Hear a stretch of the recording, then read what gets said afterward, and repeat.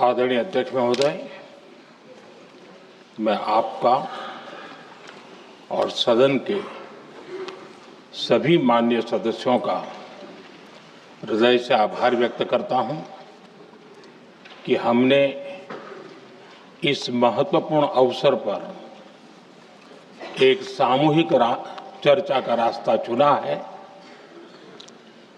जिस मंत्र ने, जिस जयघोष ने देश की आजादी के आंदोलन को ऊर्जा दी थी, प्रेरणा दी थी, त्याग और तपस्या का मार्ग दिखाया था, उस वंदे मातरम का पुण्य स्मरण करना इस सदन में हम सबका ये बहुत बड़ा सौभाग्य है। और हमारे लिए गर्व की बात है कि वंदे मातरम के 150 वर्ष निमित्त इस ऐतिहासिक अवसर के हम साक्षी बन रहे हैं।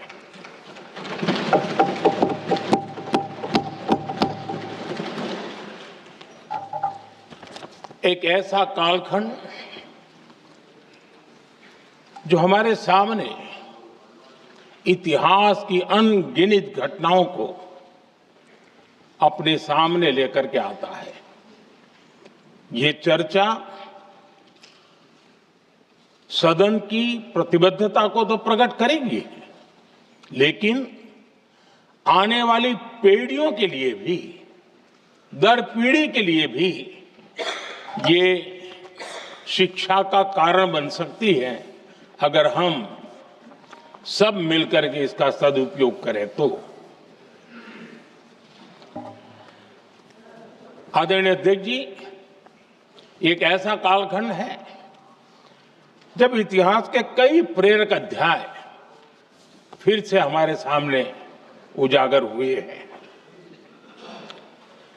अभी अभी हमने हमारे संविधान के 75 वर्ष गौरवपूर्व मनाए हैं। आज देश सरदार वल्लभ भाई पटेल की और भगवान बिरसा मुंडा की 150वीं जयंती भी मना रहा है। और अभी अभी हमने गुरु तेग बहादुर के 350वां बलिदान दिवस भी मनाया। और आज हम वंदे मातरम की 150 वर्ष निमित्त सदन की एक सामूहिक ऊर्जा को, उसकी अनुभूति करने का प्रयास कर रहे हैं। वंदे मातरम 150 वर्ष की यात्रा अनेक पड़ावों से गुजरी है, लेकिन आदरणीय अध्यक्ष जी, वंदे मातरम का जब 50 वर्ष हुए तब देश गुलामी में जीने के लिए मजबूर था। और वंदे मातरम के 100 साल हुए तब देश आपातकाल की जंजीरों में जकड़ा हुआ था।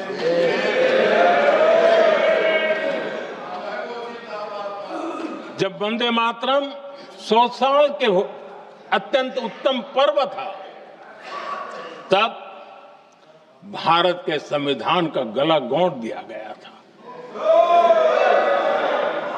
जब वंदे मातरम 100 साल का हुआ, तब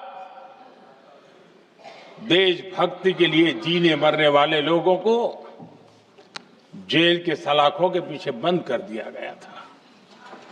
जिस वंदे मातरम के गीत ने देश को आजादी की ऊर्जा दी थी, उसके जब 100 साल हुए तो दुर्भाग्य से एक काला कालखंड हमारे इतिहास में उजागर हो गया।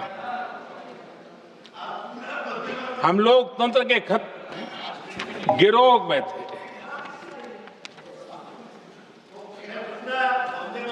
आदरणीय अध्यक्ष जी, 150 वर्ष उस महान अध्याय को,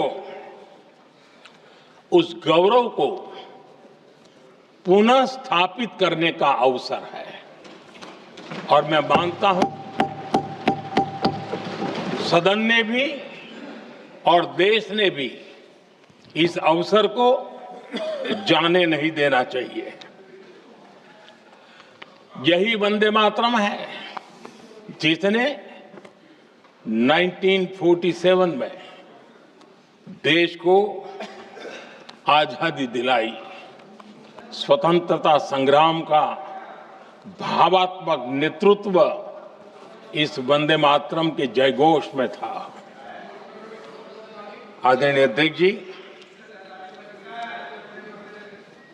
आपके समक्ष आज जब मैं वंदे मातरम 150 निमित्त चर्चा के लिए आरंभ करने खड़ा हुआ हूं, यहां कोई पक्ष प्रतिपक्ष नहीं है, क्योंकि हम सब यहां जो बैठे हैं एक्चुअली हमारे लिए रण स्वीकार करने का अवसर है कि जिस वंदे मातरम के कारण लक्षावधि लोग आजादी का आंदोलन चला रहे थे और उसी का परिणाम है कि आज हम सब यहां बैठे हैं। और इसलिए हम सभी सांसदों के लिए, हम सभी जनप्रतिनिधियों के लिए वंदे मातरम के रण स्वीकार करने का ये पावन पर्व है।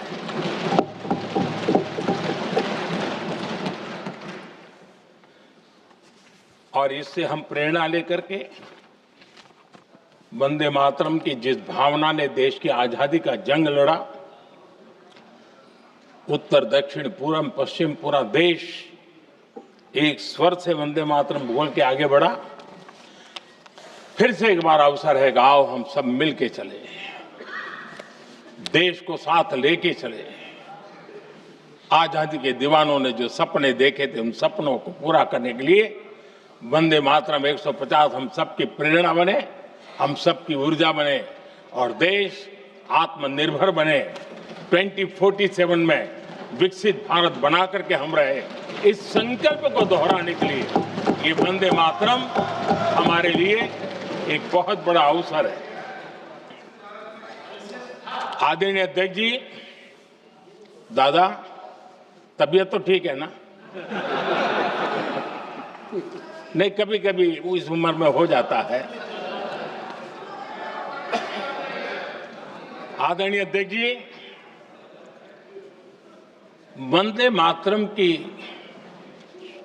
इस यात्रा की शुरुआत बंकिम चंद्र जी ने 1875 में की थी और गीत ऐसे समय लिखा गया था जब 1857 के स्वातंत्र संग्राम के बाद अंग्रेज सल्तनत बौखलाई हुई थी, भारत पर भांति भांति के दबाव डाल रही थी, भांति भांति के जुल्म कर रही थी और भारत के लोगों को मजबूर किया जा रहा था अंग्रेजों के द्वारा। और उस समय उनका जो राष्ट्रीय गीत था, गॉड सेव द क्वीन, इसको भारत में घर घर पहुंचाने का एक षड्यंत्र चल रहा था। ऐसे समय बंकिम दा ने चुनौती दी और ईंट का जवाब पत्थर से दिया और उसमें से वंदे मातरम का जन्म हुआ।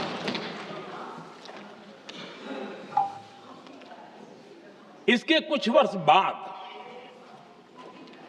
1882 में जब उन्होंने आनंद मठ लिखा तो इस गीत का उसमें समावेश किया गया। आदरणीय अध्यक्ष जी, वंदे मातरम ने उस विचार को पुनर्जीवित किया था जो हजारों वर्ष से भारत की रग रग में रचा बसा था। उसी भाव को, उसी संस्कारों को, उसी संस्कृति को, उसी परंपरा को उन्होंने बहुत ही उत्तम शब्दों में, उत्तम भाव के साथ वंदे मातरम के रूप में हम सबको बहुत बड़ी सौगात दी थी। वंदे मातरम ये सिर्फ केवल राजनीतिक आजादी की लड़ाई का मंत्र नहीं था।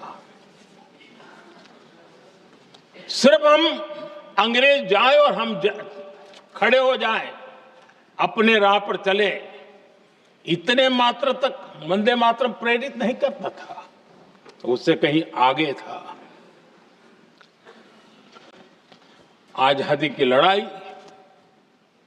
इस मातृभूमि को मुक्त कराने का भी जंग था। अपनी मां भारती को उन बेड़ियों से मुक्ति दिलाने का एक पवित्र जंग था। और वंदे मातरम की पृष्ठभूमि हम देखें, उसके संस्कार सरिता देखें, तो हमारे यहां वेद काल से एक बात बार बार हमारे सामने आई है। जब वंदे मातरम कहते हैं तो वही वेद काल की बात हमें याद आती है। वेद काल से कहा गया है, माता भूमि ही पुत्रो अहम पृथिव्याः, अर्थात ये भूमि मेरी माता है और मैं पृथ्वी का पुत्र हूं। आदरणीय अध्यक्ष जी, यही वो विचार है जिसको प्रभु श्री राम ने भी लंका के वैभव को छोड़ते हुए कहा था, जननी जन्मभूमिश्च स्वर्गादपि गरीयसी।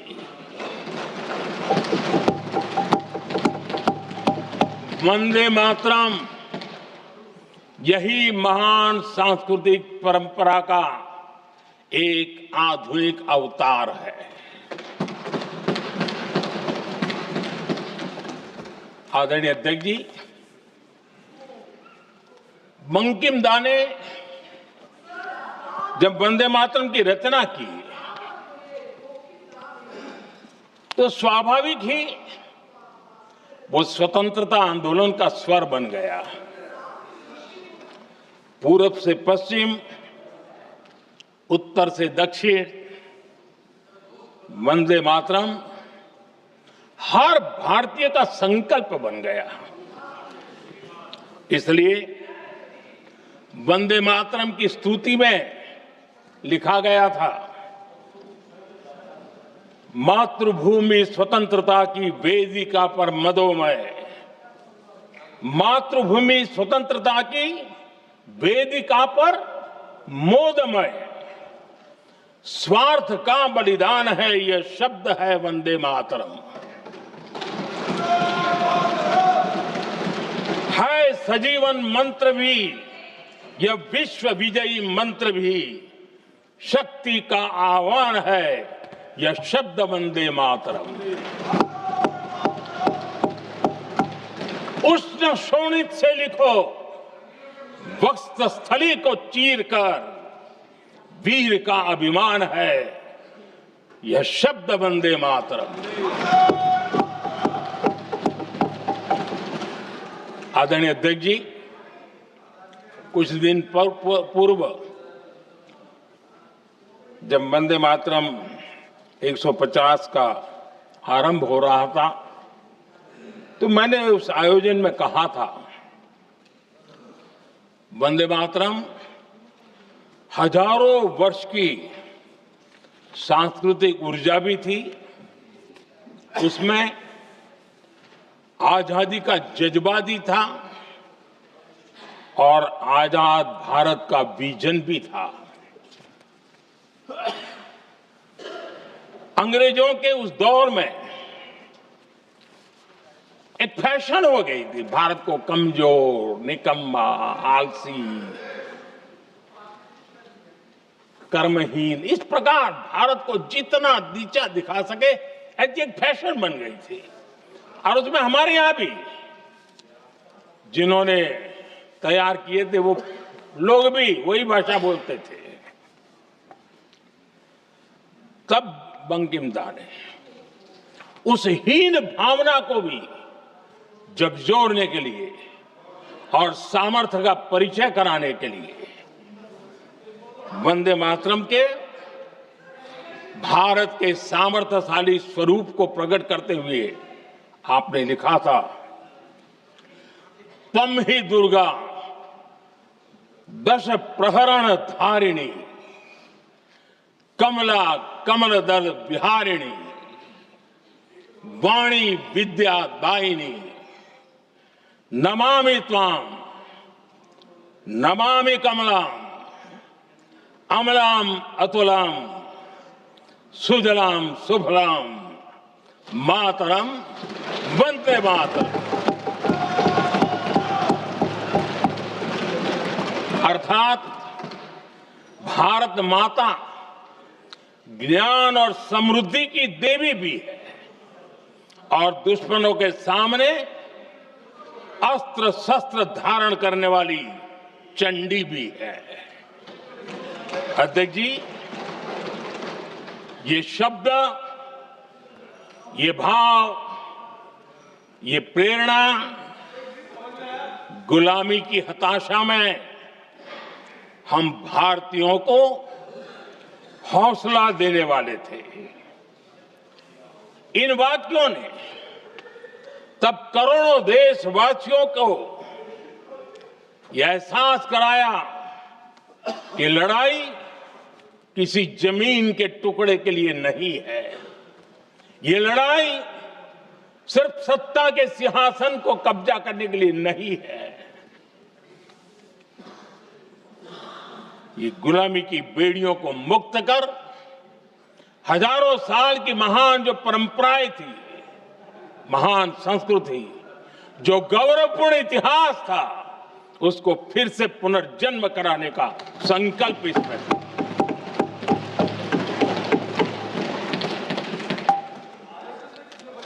आदरणीय अध्यक्ष जी,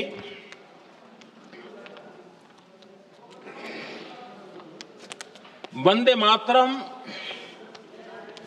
इसका जो जन जन से जुड़ाव था,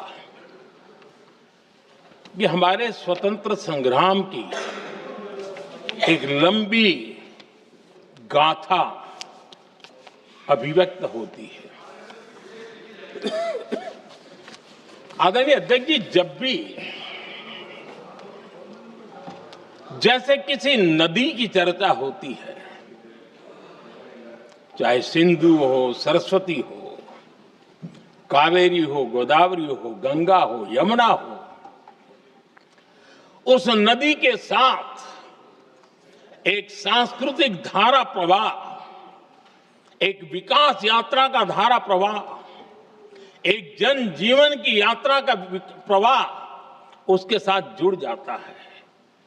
लेकिन क्या कभी किसी ने सोचा है कि आजादी जंग के हर पड़ाव, वो पूरी यात्रा वंदे मातरम की भावनाओं से गुजरता था, उसके तट पर पल्लवित होता था। ऐसा भाव काव्य शायद दुनिया में कहीं उपलब्ध नहीं होगा। आदरणीय अध्यक्ष जी,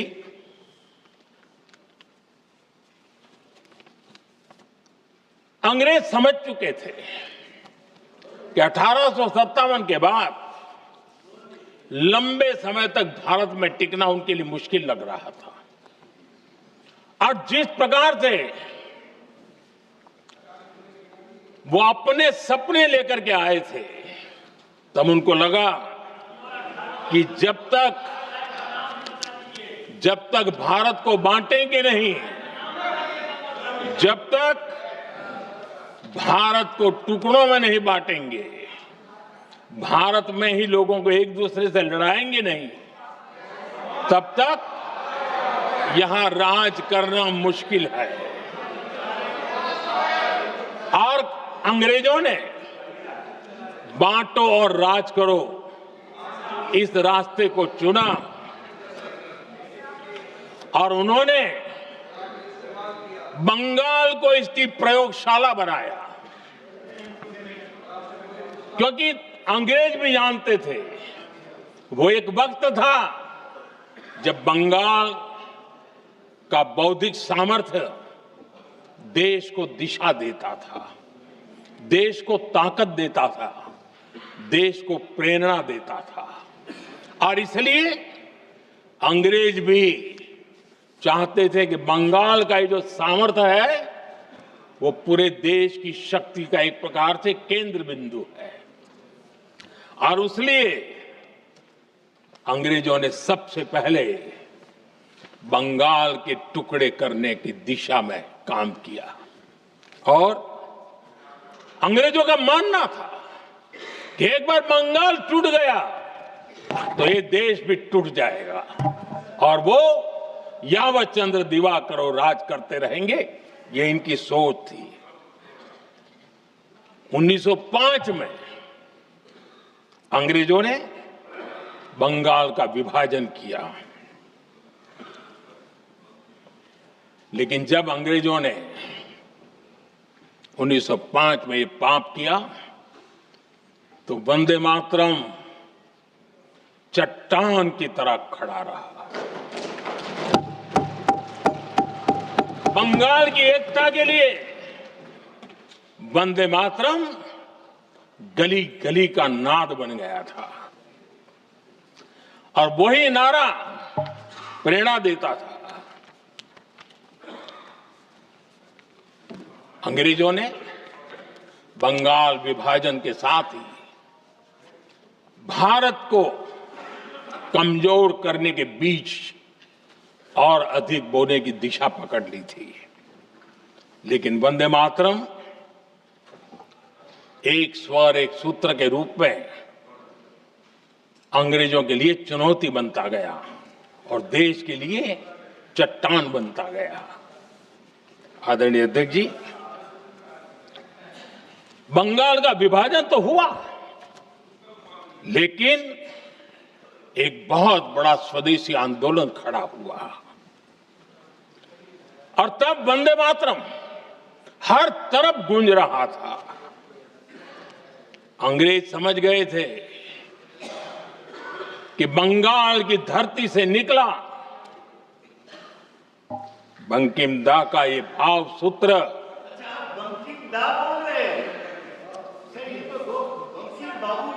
बंकिम बाबू बोले। अच्छा, thank you thank you thank you thank you thank you, आपकी भावनाओं के लिए मैं आदर करता हूं। बंकिम बाबू ने थैंक यू दादा, थैंक यू। हाँ, आपको तो दादा कह सकता हूं ना, वरना उसमें भी आपको इतराज हो जाएगा। बंकिम बाबू ने ये जो भाव विश्व तैयार किया था, उनके भाव गीत के द्वारा उन्होंने अंग्रेजों को हिला दिया और अंग्रेजों ने देखिए कितनी कमजोरी होगी और इस गीत की ताकत कितनी होगी। अंग्रेजों ने उसको कानूनी रूप से प्रतिबंध लगाने के लिए मजबूर होना पड़ा था। गाने पर सजा, छापने पर सजा, इतना ही नहीं, वंदे मातरम शब्द बोलने पर भी सजा।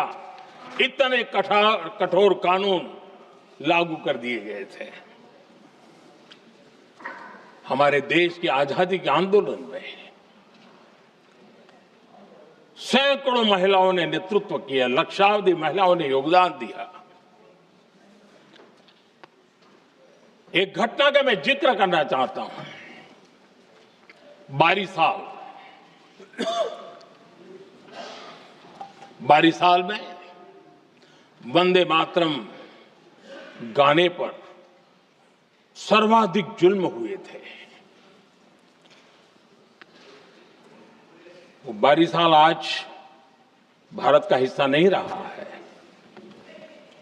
और उस समय बारिशाल की हमारी माताएं, बहनें, बच्चे मैदान में उतरी थी वंदे मातरम के स्वाभिमान के लिए। इस प्रतिबंध के विरोध में लड़ाई के मैदान में उतरी थी और तब बारिशाल की एक वीरांगना श्रीमती सरोजिनी बोस, जिन्होंने उस जमाने में वहां की भावना को देखिए और उन्होंने कहा था कि वंदे मातरम जो प्रतिबंध लगा है, जब तक ये प्रतिबंध नहीं हटता है मैं अपनी चूड़ियां जो पहनती हूं निकाल दूंगी। भारत में वो एक जमाना था, चूड़ी निकालना यानी महिला के जीवन की बहुत बड़ी घटना हुआ करती, लेकिन उनके लिए वंदे मातरम की वो भावना थी। उन्होंने अपनी सोने की चूड़ियां, जब तक वंदे मातरम प्रतिबंध नहीं हटेगा मैं दोबारा नहीं धारण करूंगी, ऐसा बड़ा व्रत ले लिया था। हमारे देश के बालक भी पीछे नहीं रहे थे। उनको कोड़े की सजा होती थी, छोटी छोटी उम्र में उनको जेल में बंद कर दिया जाता।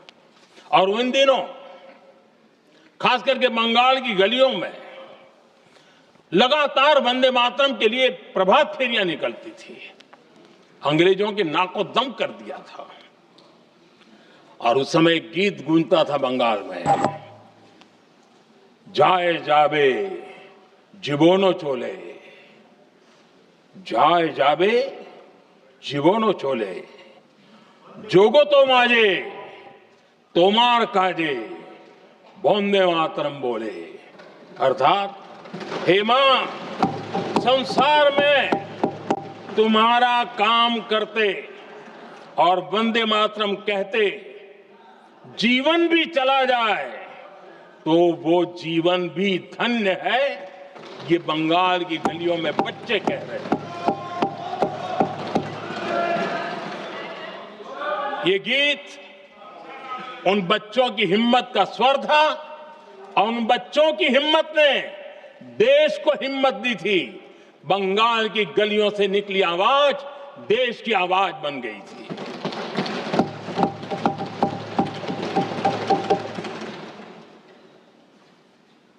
उन्नीस 1905 में फरीदपुर के गांव में बहुत छोटी छोटी उम्र के बच्चे जब वंदे मातरम के नारे लगा रहे थे, अंग्रेजों ने बेरहमी से उन पर कोड़े मारे थे। यानी एक प्रकार से जीवन और मृत्यु के बीच लड़ाई लड़ने के लिए मजबूर कर दिया था। इतना अत्याचार हुआ था। 1906 में नागपुर में नील सिटी हाई स्कूल के उन बच्चों पर भी अंग्रेजों ने ऐसे ही जुल्म किए थे। गुनाह यही था कि वो एक स्वर से वंदे मातरम बोल करके खड़े हो गए थे। उन्हें वंदे मातरम के लिए मंत्र का महात्म्य अपनी ताकत से सिद्ध करने का प्रयास किया था। हमारे जांबाज सपूत बिना किसी डर के फांसी के तख्त पर चढ़ते थे और आखिरी सांस तक वंदे मातरम, वंदे मातरम, वंदे मातरम, यही उनका भाव घोष रहता था। खुदीराम बोस, मदनलाल ढींगरा, राम प्रसाद बिस्मल, अशफाक उल्लाह खान, रोशन सिंह, राजेंद्र नाथ लाहिड़ी, रामकृष्ण विश्वास, अनगिनत जिन्होंने वंदे मातरम कहते कहते फांसी के फंदे को अपने गले पर लगाया था। लेकिन देखिए, ये अलग अलग जेलों में होता था, अलग अलग इलाकों में होता था। प्रक्रिया करने वाले चेहरे अलग थे, लोग अलग थे, जिन पर जुल्म हो रहा था उनकी भाषा भी अलग थी, लेकिन एक भारत श्रेष्ठ भारत, इन सब का मंत्र एक ही था, वंदे मातरम।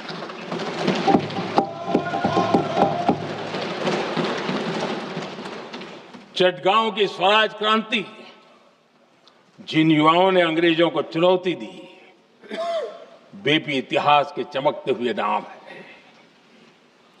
हरगोपाल बाल, पुलिन विकास घोष, त्रिपुर सेन, इन सब ने देश के लिए अपना बलिदान दिया। मास्टर सूर्यसेन को 1934 में जब फांसी दी गई, तब उन्होंने अपने साथियों को एक पत्र लिखा और पत्र में एक ही शब्द की गूंज थी और वो शब्द था वंदे मातरम।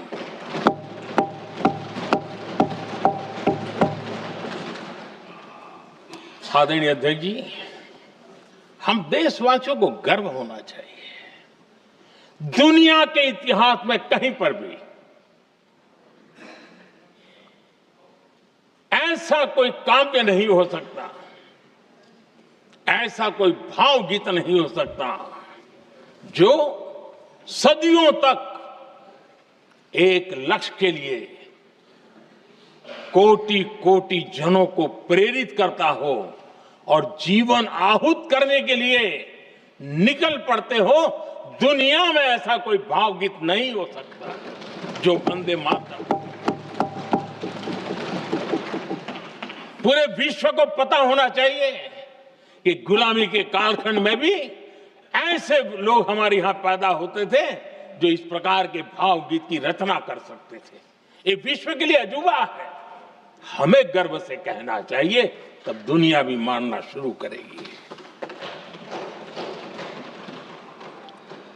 ये हमारी स्वतंत्रता का मंत्र था, ये बलिदान का मंत्र था, ये ऊर्जा का मंत्र था, ये सात्विकता का मंत्र था, ये समर्पण का मंत्र था, ये त्याग और तपस्या का मंत्र था, संकटों को सहने का सामर्थ्य देने का ये मंत्र था, और वो मंत्र वंदे मातरम था। और इसलिए गुरुदेव रविंद्रनाथ टैगोर ने लिखा था, उन्होंने लिखा था, एकी सूत्रे बांधी आछी सोहोस्टोटी मौन, एक ही कार्य सौंपी आछी सहस्त्र जीवन, वंदे मातरम। अर्थात एक सूत्र में बंधे हुए सहस्त्र मन, एक ही कार्य में अर्पित सहस्त्र जीवन, वंदे मातरम। ये रविंद्रनाथ टैगोर जी ने लिखा। आदरणीय अध्यक्ष जी, उसी कालखंड में वंदे मातरम की रिकॉर्डिंग दुनिया के अलग अलग भागों में पहुंची और लंदन में जो क्रांतिकारियों की एक प्रकार से तीर्थ भूमि बन गया था, वो लंदन का इंडिया हाउस, वीर सावरकर जी ने वहां वंदे मातरम गीत, और वहां ये गीत बार बार गूंजता था। देश के लिए जीने मरने वालों के लिए वो एक बहुत बड़ा प्रेरणा का अवसर रहता था। उसी समय बिपिन चंद्र पाल और महर्षि अरविंद घोष, उन्होंने अखबार निकाले, उस अखबार का नाम भी उन्होंने वंदे मातरम रखा। यानी डगर डगर पर अंग्रेजों की नींद हराम करने के लिए वंदे मातरम काफी हो जाता था, और इसलिए उन्होंने इस नाम रखा। अंग्रेजों ने अखबारों पर रोक लगा दी, तो मैडम भिकाजी कामा ने पेरिस में एक अखबार निकाला और उसका नाम उन्होंने वंदे मातरम रखा। आदरणीय अध्यक्ष जी, वंदे मातरम ने भारत को स्वावलंबन का रास्ता भी दिखाया। उस समय माचिस की डिबिया, मैच बॉक्स, वहां से लेकर के बड़े बड़े शिप, उस पर भी वंदे मातरम लिखने की परंपरा बन गई। और बाहरी कंपनियों को चुनौती देने का एक माध्यम बन गया, स्वदेशी का एक मंत्र बन गया। आजादी का मंत्र स्वदेशी के मंत्र की तरफ विस्तार होता गया। आदरणीय अध्यक्ष जी, मैं एक और घटना का जिक्र भी करना चाहता हूं। 1907 में जब वीओ चिदम्बरम पिल्लाई उन्होंने स्वदेशी कंपनी का जहाज बना, तो उस पर भी लिखा था वंदे मातरम।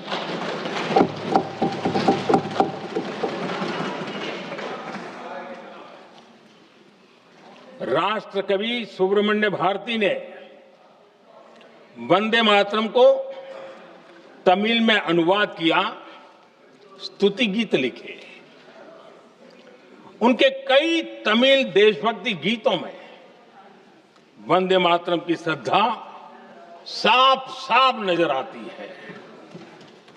शायद सभी लोगों को, हो सकता है तमिलनाडु के लोगों को पता हो, लेकिन सभी लोगों को ये बात का पता न हो कि भारत का ध्वज गीत वी सुब्रमण्यम भारती ने ही लिखा था। उस ध्वज गीत का वर्णन, जिस पर वंदे मातरम लिखा हुआ था, तमिल में इस ध्वज गीत का शीर्षक था ताइन माणी कोडी पारीर,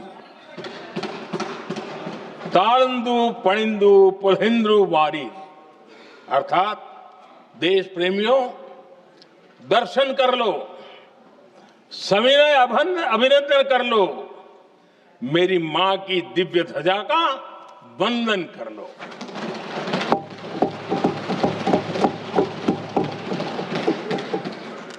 आदरणीय अध्यक्ष महोदय, मैं आज इस सदन में वंदे मातरम पर महात्मा गांधी की भावनाएं क्या थी, वो भी रखना चाहता हूं। दक्षिण अफ्रीका से प्रकाशित एक साप्ताहिक पत्रिका निकलती थी, इंडियन ओपिनियन, और इस इंडियन ओपिनियन में महात्मा गांधी ने 2 दिसंबर 1905 जो लिखा था, उसको मैं कोट कर रहा हूं। उन्होंने लिखा था, महात्मा गांधी ने लिखा था, गीत वंदे मातरम जिसे बंकिम चंद्र ने रचा है, पूरे बंगाल में अत्यंत लोकप्रिय हो गया है। स्वदेशी आंदोलन के दौरान बंगाल में विशाल सभाएं हुई, जहां लाखों लोग इकट्ठा हुए और बंकिम का यह गीत गाया। गांधी जी आगे लिखते हैं, ये बहुत महत्वपूर्ण है। वो लिखते हैं, ये 1905 की बात है। उन्होंने लिखा, यह गीत इतना लोकप्रिय हो गया है जैसे ये हमारा नेशनल एंथम बन गया है।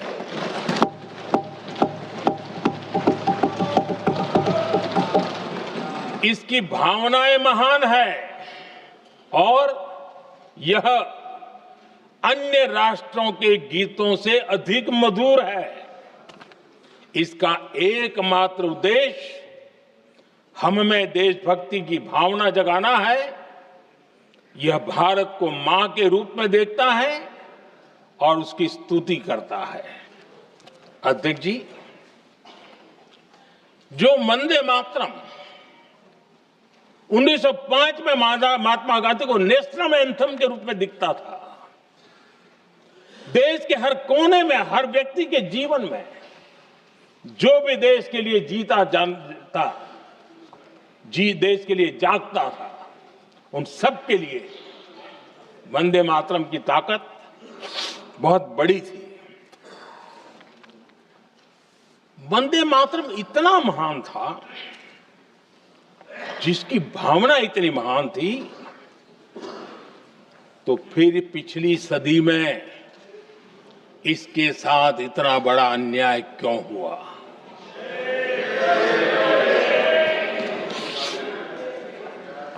वंदे मातरम के साथ विश्वासघात क्यों हुआ?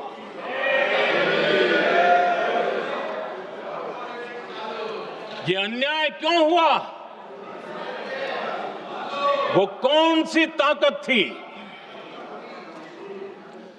जिसकी इच्छा खुद पूज्य बापू की भावनाओं पर भी भारी पड़ गई, जिसने वंदे मातरम जैसी पवित्र भावना को भी विवादों में घसीट दिया। मैं समझता हूं कि आज जब हम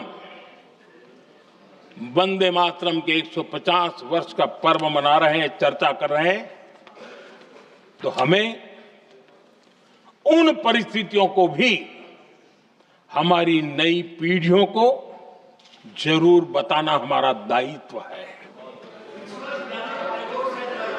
जिससे के वजह से वंदे मातरम के साथ विश्वासघात किया गया।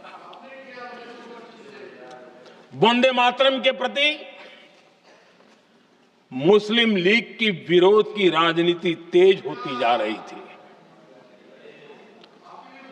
मोहम्मद अली जिन्ना ने लखनऊ से 15 अक्टूबर 1937 को वंदे मातरम के विरुद्ध का नारा बुलंद किया।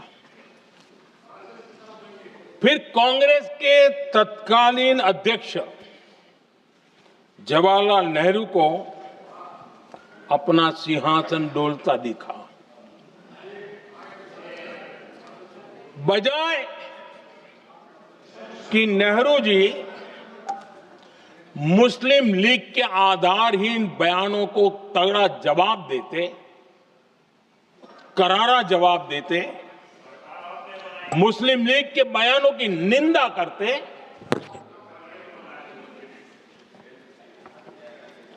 और वंदे मातरम के प्रति खुद की भी और कांग्रेस पार्टी की भी निष्ठा को प्रकट करते हैं। लेकिन उल्टा हुआ। वो ऐसा क्यों कर रहे, वो तो पूछा ही नहीं, न जाना। लेकिन उन्होंने वंदे मातरम की ही पड़ताल शुरू कर दी।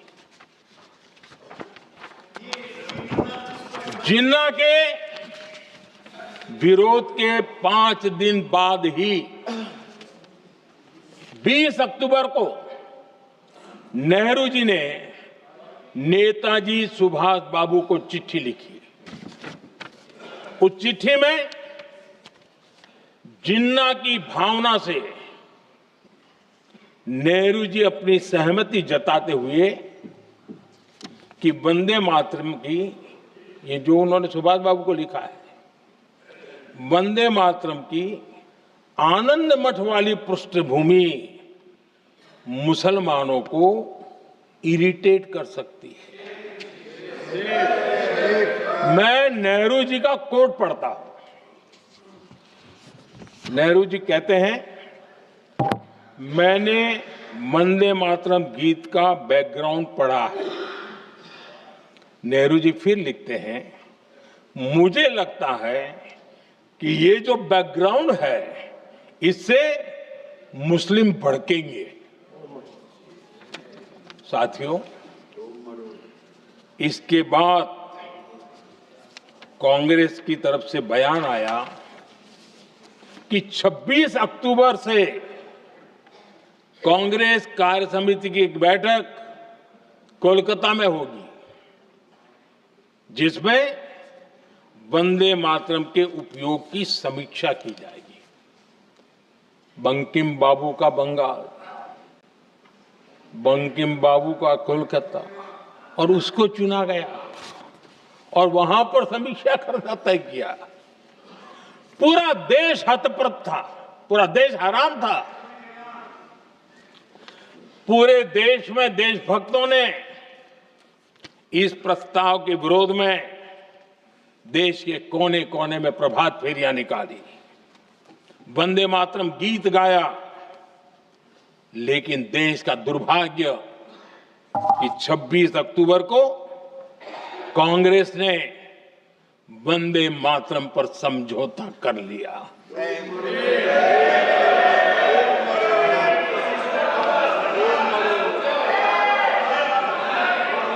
वंदे मातरम के टुकड़े करने के फैसले में, वंदे मातरम के टुकड़े कर दिए। उस फैसले के पीछे नकाब ये पहना गया, चोला ये पहना गया कि ये तो सामाजिक सद्भाव का काम है। लेकिन इतिहास इस बात का गवाह है कि कांग्रेस ने मुस्लिम लीग के सामने घुटने टेक दिए और मुस्लिम लीग के दबाव में किया। और कांग्रेस का ये तुष्टीकरण की राजनीति को साधने का एक तरीका था। आदरणीय अध्यक्ष जी, तुष्टीकरण की राजनीति के दबाव में कांग्रेस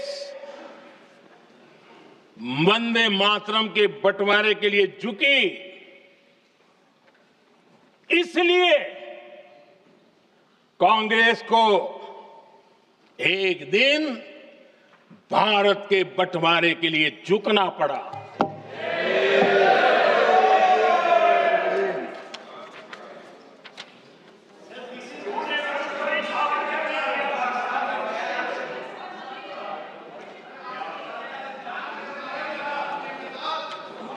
मुझे लगता है कांग्रेस ने आउटसोर्स कर दिया है।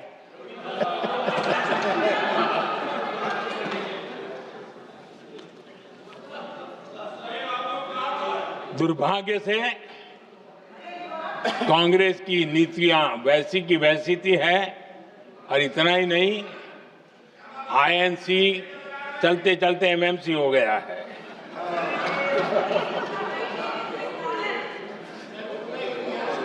आज भी कांग्रेस और उसके साथी और जिन जिन के नाम साथ कांग्रेस जुड़ा हुआ है, सब वंदे मातरम पर विवाद खड़ा करने की कोशिश करते हैं। आदरणीय अध्यक्ष महोदय, किसी भी राष्ट्र का चरित्र, उसकी जीवटता, उसके अच्छे कालखंड से ज्यादा जब चुनौतियों का कालखंड होता है, जब संकटों का कालखंड होता है, तब प्रकट होती है, उजागर होती है और सच्चे अर्थ में कसौटी से कसी जाती है। जब कसौटी का काल आता है, तब ही ये सिद्ध होता है कि हम कितने दृढ़ हैं, कितने सशक्त हैं, कितने सामर्थ्यवान हैं। 1947 में देश आजाद होने के बाद देश की चुनौतियां बदली, देश की प्राथमिकताएं बदली, लेकिन देश का चरित्र, देश की जीवटता वही रही, वही प्रेरणा मिलती रही। भारत पर जब जब संकट आए, देश हर बार वंदे मातरम की भावना के साथ आगे बढ़ा।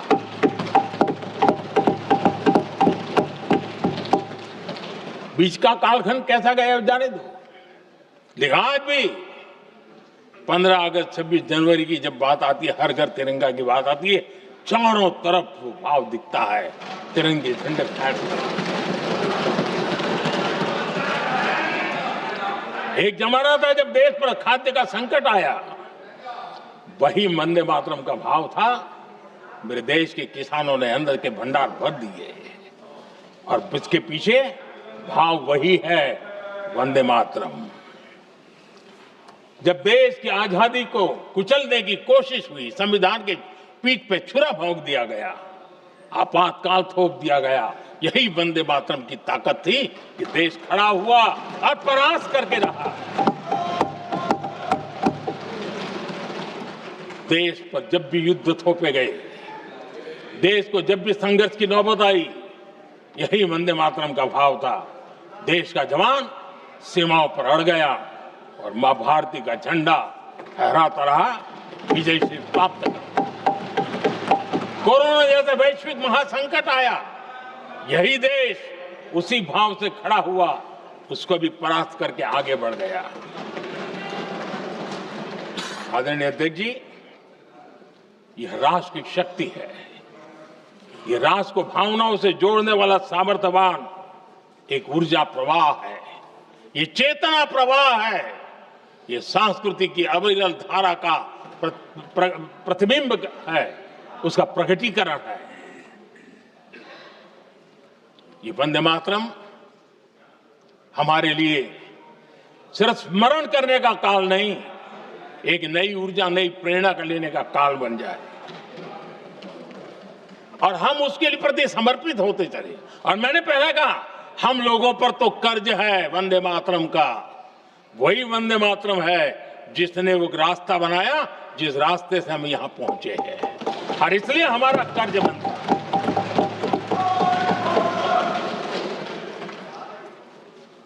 भारत हर चुनौतियों को पार करने में सामर्थ है। वंदे मातरम के भाव की वो ताकत है।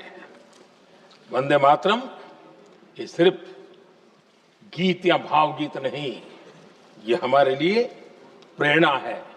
राष्ट्र के प्रति कर्तव्यों के लिए हमें झकझोरने वाला काम है और इसलिए हमें निरंतर इसको करते रहना होगा। हम आत्मनिर्भर भारत का सपना लेकर के चल रहे हैं, इसको पूरा कर रहे हैं। वंदे मातरम हमारी प्रेरणा है। हम स्वदेशी आंदोलन को ताकत देना चाहते हैं। समय बदला होगा, रूप बदले होंगे, लेकिन पूज्य गांधी ने जो भाव व्यक्त किया था, उस भाव की ताकत आज भी मौजूद है और वंदे मातरम हमें जोड़ता है। देश के महापुरुषों का सपना था स्वतंत्र भारत का। देश की आज की पीढ़ी का सपना है समृद्ध भारत का। आजाद भारत का सपने को सिंचा था वंदे भारत की भावना है, वंदे मातरम की भावना ने। समृद्ध भारत के सपने को सिंचेगा वंदे मातरम की भावना। उसी भावना को लेकर के हमें आगे चलना है और हमें आत्मनिर्भर भारत बनाना। 2047 में देश विकसित भारत बन के रहे। अगर आजादी के 50 साल पहले कोई आजाद भारत का सपना देख सकता था, तो 25 साल पहले हम भी तो समृद्ध भारत का सपना देख सकते हैं, विकसित भारत का सपना देख सकते हैं और इस सपने के लिए अपने आप को खपा भी सकते हैं। इसी मंत्र, इसी संकल्प के साथ वंदे मातरम हमें प्रेरणा देता रहे। वंदे मातरम का हम ऋण स्वीकार करें, वंदे मातरम की भावना को लेकर के चले, देशवासियों को साथ लेकर के चले, हम सब मिलकर के चले, इस सपने को पूरा करें। इसी एक भाव के साथ ये चर्चा का आज आरंभ हो रहा है। मुझे पूरा विश्वास है कि दोनों सदनों में देश के अंदर वो भाव भरने वाला कारण बनेगा, देश को प्रेरित करने वाला कारण बनेगा, देश की नई पीढ़ी को ऊर्जा देने का कारण बनेगा। इन्हीं शब्दों के साथ आपने मुझे अवसर दिया, मैं आपका बहुत बहुत आभार व्यक्त करता हूं। बहुत बहुत धन्यवाद।